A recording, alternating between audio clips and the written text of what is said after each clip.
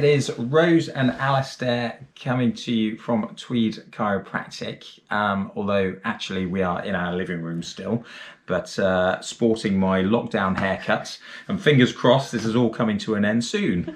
But today we would like to talk to you about scoliosis. This is something that's very close to Rose's heart because you actually have one, don't you, Rose? I do. Okay. And when did you first become aware that you had a scoliosis? So I grew up absolutely without any problems that my mum noticed, but when I hit my teenage years, 13, 14 years old, my mum started to notice that I didn't look even in my shoulders. She said I looked a bit wonky.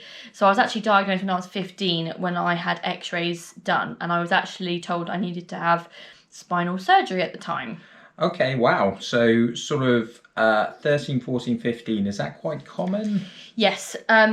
There are many different forms of scoliosis. You can get it, you can develop it as you get older.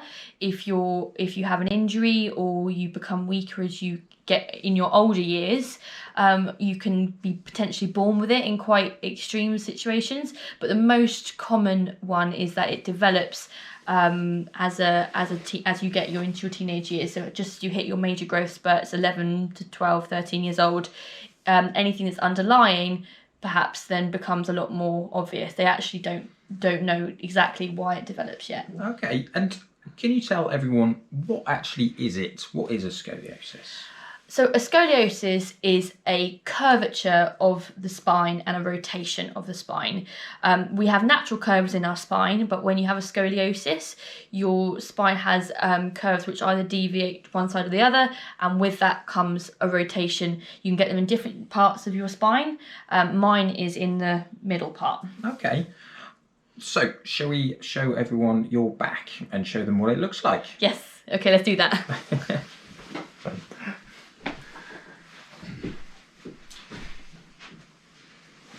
So, as Rose mentioned, way back when she was 15, her mother sort of started to notice that Rose, for want of a better word, looked a bit wonky.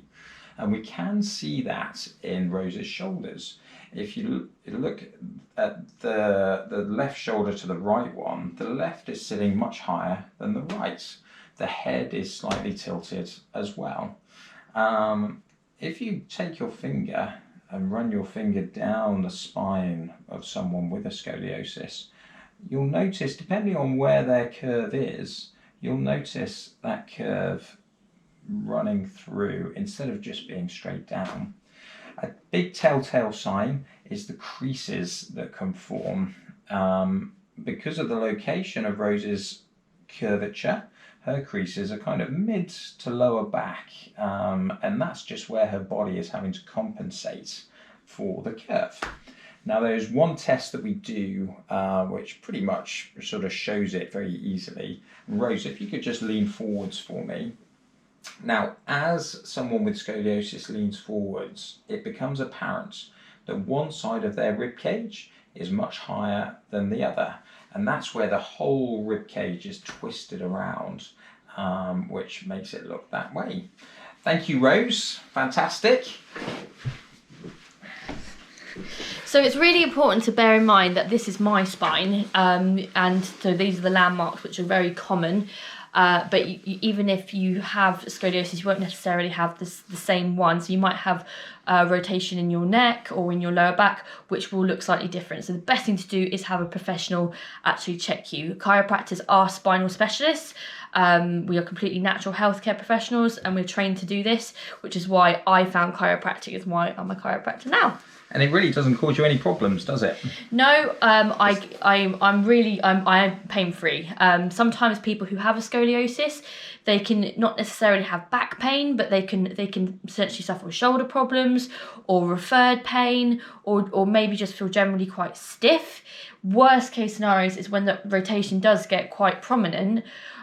Is that it can affect your breathing. It can even, in really bad, severe scenarios, can affect how well your heart works. This is what I was told by a surgeon when I was 15. So it's quite scary stuff if it's not looked after. But for me, I have regular chiropractic care, which keeps the joints moving, keeps the ribs mobile, and I do strengthening exercises, and I stretch to make sure that my back is as healthy as possible. Fantastic.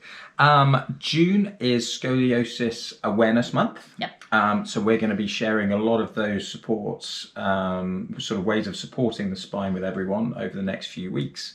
Thank you all for your time. I hope you found it useful, and we look forward to seeing you soon. Bye-bye. Bye, guys.